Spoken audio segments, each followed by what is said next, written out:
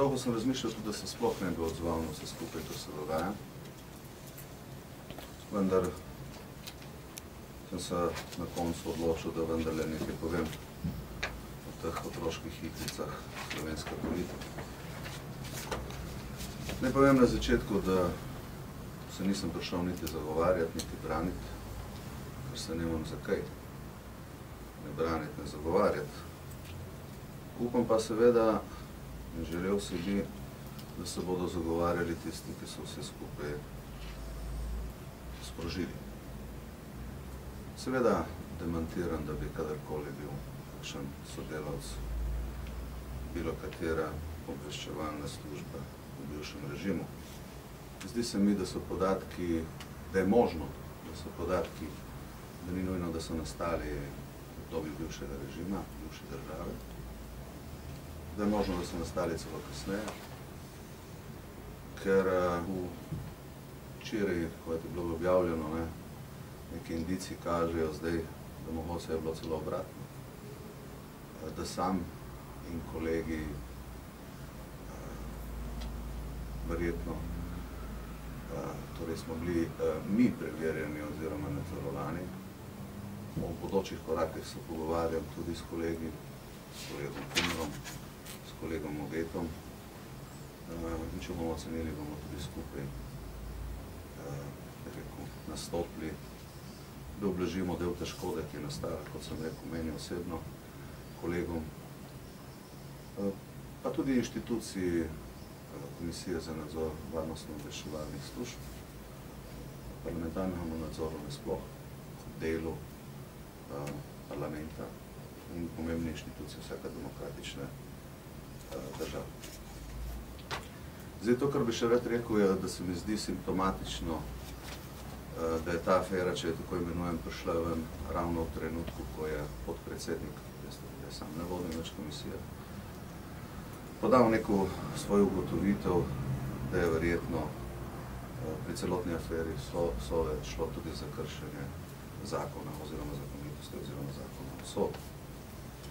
In da je celotna zadeva uperjena točno v določene ljudi, torej več ali manj v nas poslanca opozicije, ki smo, bi rekel, najbolj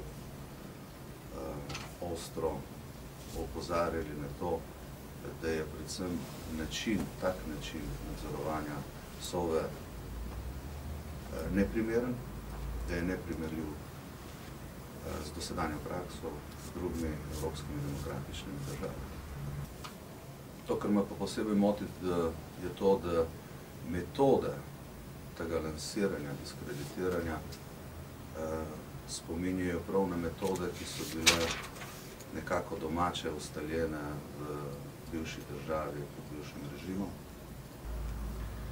Naj povem za konec, da sem sam tudi dobil od zdajšnjega premierja, takratnega obrambnega ministra, priznanje za moje delovanje v osamosvojitveni vojni, da nisem bil nikoli funkcionar v bivšem režimu, niti nisem bil član partije, tako da ne morem imeti kakšne slabe vesti, kot jo imajo mogoče kakšni drugi, zaradi teh vestov. Da pa skušam na zgodovino gledati neobremenjujoče in tudi na bivši sistem, bivšo državo, v vseh svojih pozitivnih in negativnih lastnostih, ki jih je imela. In da ne skušam niti obračunavati z drugimi na osnovi teh dejstev in da nočem potvarjati preteklosti, ki ima vedno, na koncu se to izkaže, nekaj dobrega, nekaj slabega. Tudi od naše sedanjosti se bo verjetno na nek način sodilo v prihodnje. Denis Arkič Vest, gospod Trčon, kdaj ste služili vojaški rok in kje? Zdaj, ne vem, zakaj je to pomembno, ampak če se prav spomnim, se mislim, da v letih 82-83 na obuki, kot se je takrat reklo, sem bil zrenjen in v prekomandu prav v Karlovcu. Imam še eno vprašanje. Ste zaključili vojno obveznost v celoti ali ste predčasno končali to obveznost? Jaz sem bil v tistih časih študent, ker pa takrat nisem dokončal študija, če se prav spomnim, mislim, da je bil razlog, da sem takrat je bila ena možnost, če si bil v družini tisti, ki si skrbel tudi za nekaj, ne vem, ostarele starša in kaj. In mislim, da sem na tej osnovi imel enoletno služenje, ker takrat je bila vojaška obveznost, enoletno, če se prav spomnim. Zdaj, če bom navedel kakšen napačen podatek, se opravičujem, ker to govorim čisto po spominu. Še eno vprašanje bi imel, ker vidim, da še ni. Ali ste morda zasledili svoje ime na udba.net v evidencah, ki so bile na udba.net? Glejte, ker prihajajo take stvari na dan, jih zmeraj vzamem za določeno mero rezerve. Moram reči, da sem udba.net spremljal po medijih, da se nisem poglabljal vsebino in nisem šel razčiščevati.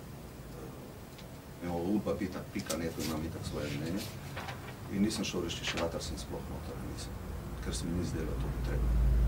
Ker z napačnimi podatki, manipulativnimi podatki se itak dobi brez njih vedno več poved koristi. Lahko še naprej. Rekli ste, da preverjate, morda so se te zapisi dogajali oziroma so bili prirejeni po končanju bivšega režima, rečemo temu. Od kje imate take indice oziroma na kaj ciljate? Rekli ste tudi, da naj bi se ta vaša izobrazba na nek način ne ujemala z vašo resnično izobrazbo, a morda zaradi tega? Tudi smer izobrazbe se ne ujema po tem, ker so do zdaj znani podatki. Mogoče je pa še kje, moramo razčistiti, so še kje kakšni podatki, prirejeni ali pa resnični. To bomo ugotovili pri inštitucijah, ki so za to pooblaščene. Jaz v tem trenutku tega ne vem, dal sem povpraševanje in bomo to videli. Iz tako netočnih podatkov je to eno hipotetično sklepanje, se strinjam. Ko bomo imeli več podatkov, bomo o tem lažje sodili. Ampak, če so bile bivše obveščevalne službe tako dosledne, kot nekateri pravijo, predpostavljam, da ne takih napak ne videli. A ste za časa služenja vojaškega roka kdaj imeli kontakt z kontraobveščevalno službo KOS v vojski? So vas kdaj nadzirali, ste imeli kdaj razgovore, ste imeli kakšen kontakt, je morda nekdo na vas z vami več kontaktiral v vojski, kot pa drugače in tako naprej? Ne. Edinega dogodka, ki se spomnim še v izrenjani, to lahko povem, je, da sem pisal, v skladu z ljudsko navado, sem pisal svojemu sorodstvu, bližnjemu sorodstvu, stricam, v zamejstvu, ker imam precej sorodstva v zamejstvu, da sem blizu mere doma. Da sem pisal čisto pozdravno pismo, razglednico se ne spomnim več. In da je očitno to dejstvo nekoga zbodlo, tako da so me povabili v dveh, ne vem, niti činov, niti več. In smo vprašali, da so pisal pojetali, verjetno je to vodilo njihovo pozornost. Mogoče so to tudi pregledovali, to jaz ne vem.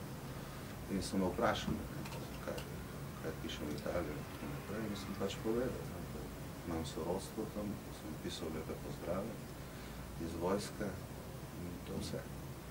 Mogoče. To bilo kaj, moram povedati, da nikoli potem nisem čutil kakšne šikaniranja zaradi tega, nikoli me ni nobeden več vprašal, ni zaradi tega.